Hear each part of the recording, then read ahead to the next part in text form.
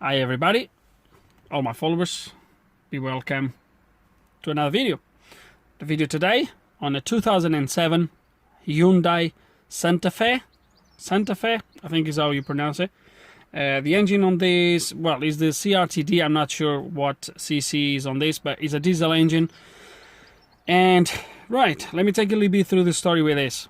When I was initially asked to look at this car, I was told that the ABS light would come on when you rev the engine. I never had a chance to look at that because I didn't have space at the time. The day I told the owner to bring me the car, which he brought me the car today, but when he dropped me the car here, he said something happened because one of the times he started the engine started to smoke, and when he went to have a look, he said the smoke was coming from the alternator. So I'm now thinking that the fault for the ABS, initially, it was already to do with the alternator. Might be wrong here, I don't know. Now, the battery, it looks like the original battery. I've tested the battery here. The battery is completely flat. And I requested the owner straight away to bring me a battery, which we have a brand new battery. Well, I can't see it from there, but there's a brand new battery over there on the floor to put in. But before we do that, I'm going to do something because I don't know what the alternator is doing. Even though the car came to here running, I don't know what the alternator is doing. So it might be that if he's still overcharging, which I doubt. If he said he smoked from there, most likely the alternator is gone. Who knows? But what I'm going to do is, before I plug in the new battery, is I'm going to disconnect the alternator. Then we'll start the engine and we'll see what voltage the alternator is putting out. But I don't want to start it just in case the alternator is still overcharging. I do believe if the alternator was smoking, most likely the alternator is gone, but we don't know that yet. And obviously once we have the battery connected, I can then scan the car and see what was triggering those ABS codes, etc. He also said when he dropped it here, I haven't seen it because he drove it all the way here, practically inside. He said the ABS light was also on, so I don't know. Sorry, the airbag light was also on, so we'll have to look to have a look at that as well. But for now, let's gonna do that. Let's gonna plug the new battery. I'm not gonna even waste my time with the old battery. Plug in the battery, disconnect the alternator, and scan the car. Yeah, I know. Can you believe that? Another thing that I've noticed while I was inspecting is that the bolt, don't know, or the nut, don't know, I'm going to show you this, is that it's completely loose. So don't know exactly what happened here, but so we'll take this opportunity to actually take these out. She's not going to touch anything, just leave it like that for now. This is also loose. Okay, let's gonna take this one out and put the new one in. Okay, old battery out, new battery in and charging. That's disconnected. I put some tape around there so it doesn't touch anything. And we're gonna scan the car now. Okay, and this car still has that connector under the hood, but we're gonna try the OBD and see what we can scan with it. Let me turn the key on, see what we get. Okay, let me turn this off. Airbag light, okay, check engine, immobilizer. Hope we don't have an immobilizer problem. The car came running, so okay, let's gonna read the VIN, see if it detects the car. That's weird. Let's go back. Okay, let's do a manual selection. Okay, let me load the car details and then we'll move on. Okay, I think I'm in. Let's gonna go to my control unit. Let me go straight to what I was initially asked to look at, to my ABS. Just gonna read the codes.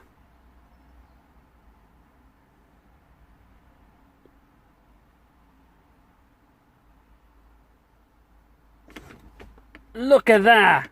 Boom! How right was I? Without even I haven't even started this engine, guys, since it was dropped here this morning. I haven't measured anything. Zero.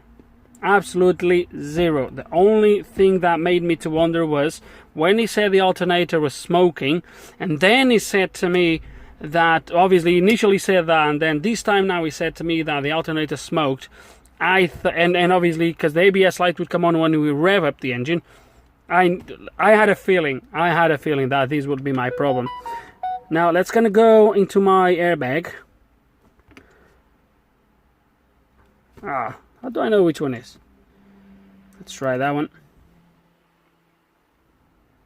The airbag light is on. The immobilizer light, in the meantime, it went off.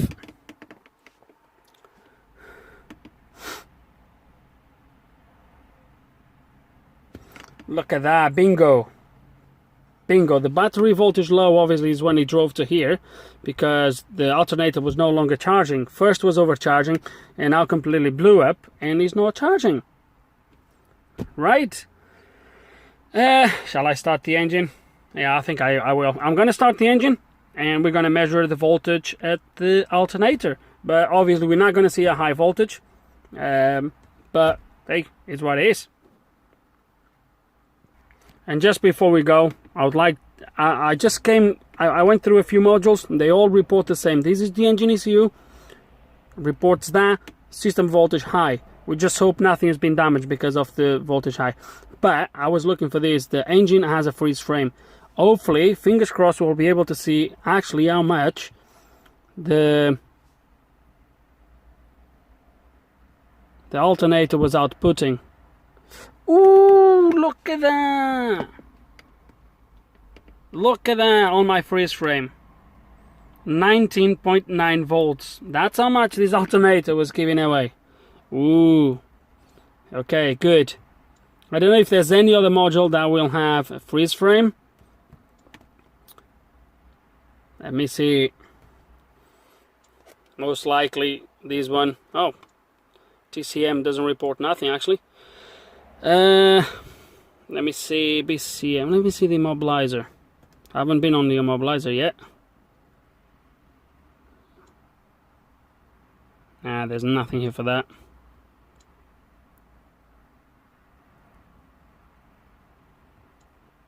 Okay, guys, it's pointless to carry on now going check anything else. So yeah, we're gonna need an alternator. We're gonna start the car and just measure how much voltage is outputting. But most likely it's going to give nothing. It's not going to be charging anything because the battery is on charge with my power supply. We can just leave it running, it's not a problem. But let's going to do it and measure the voltage. And as you can see, it's giving 0 because it's not even powering up this. But let's going to do it with the multimeter. Okay, I've now connected my multimeter and it's giving about 2.8 volts. Let's gonna turn off the charger just in case if it's a smart alternator, but it's not, it's still giving 2.7 volts. 2.8, 2.7 volts. Okay, and because the voltage that was coming out from there was quite safe, I put the cable back in just to do a test with everything connected the way it should. I've disconnected, I've powered that off, so 0. At the moment we have 12.7 volts, 12 point slightly dropping. Let's going to start the engine and see how much voltage we have. So, also the battery light was on. And the battery light stays on, as you can see. So it's not charging the battery. There we go.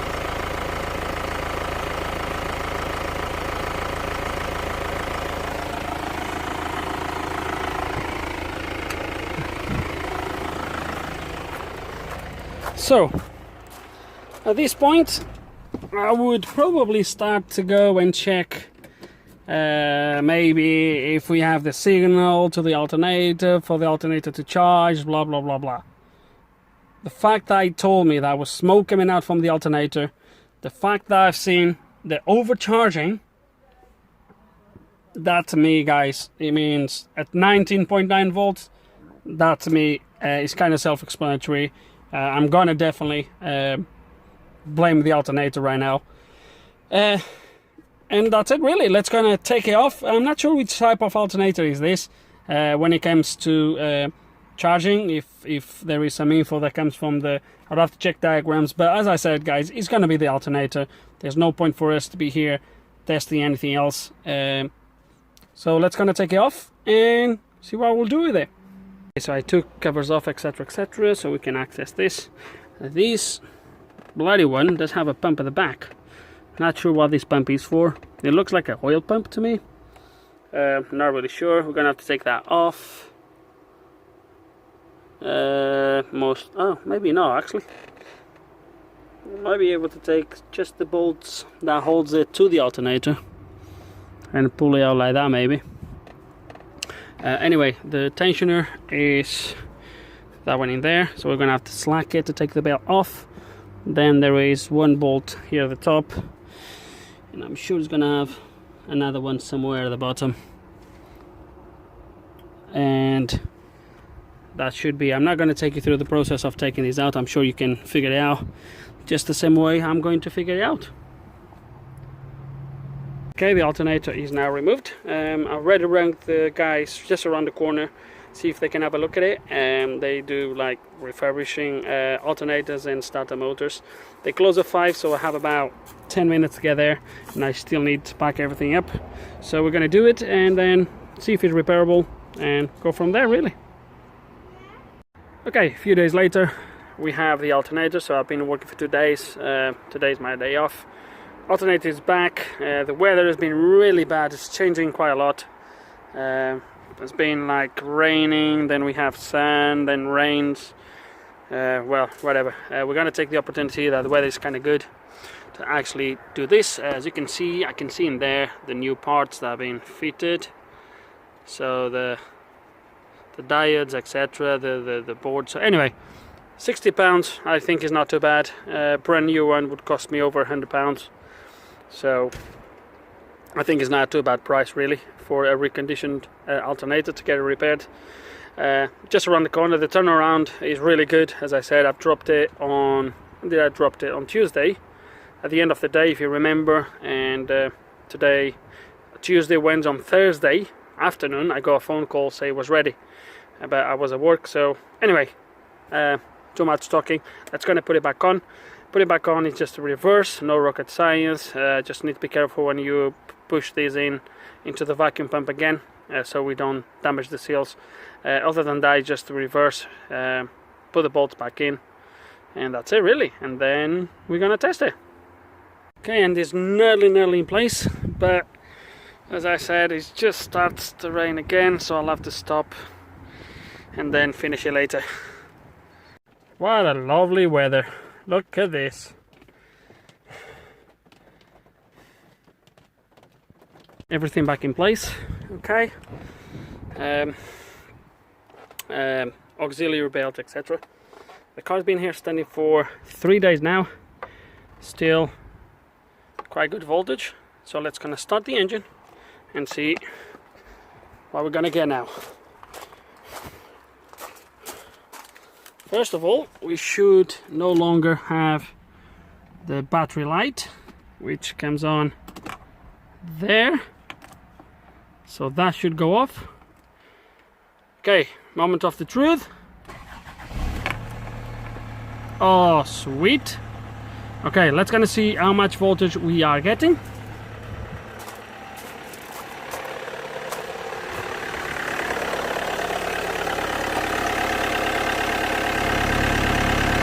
And that's perfect.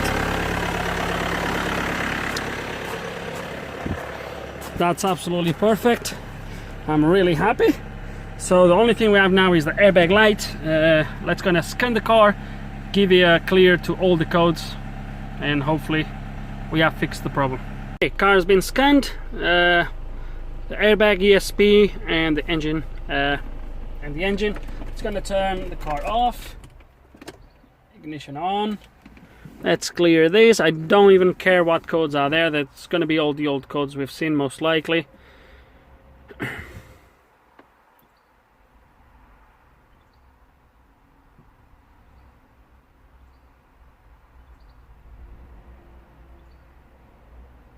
Okay, so no faults came back, as you can see. Let's gonna cycle the ignition. Turn it back on.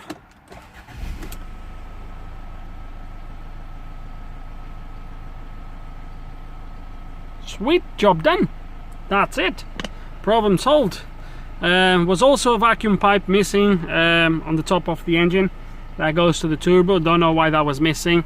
It's actually the turbo actuator, so I'm surprised. Don't know when that was gone missing. Probably just, I don't know if someone has been working on this before, but anyway, that's it, guys. Job done. I'm really happy. I don't even need to go and drive the car. As you've seen, there's 14 volts coming out. The tool also reports 14.54 volts. So the alternator is fixed. In the end, just about alternator. That ended up by actually completely failed. And obviously that high voltage destroyed the original battery, etc, etc. So new battery, new alternator, and we have a full working car. So I think that's it for this video, guys, really. Hope you enjoyed the video. Hope there's some information here you can find useful. If you have any questions, any comments, please put them below. And like always, thanks for watching.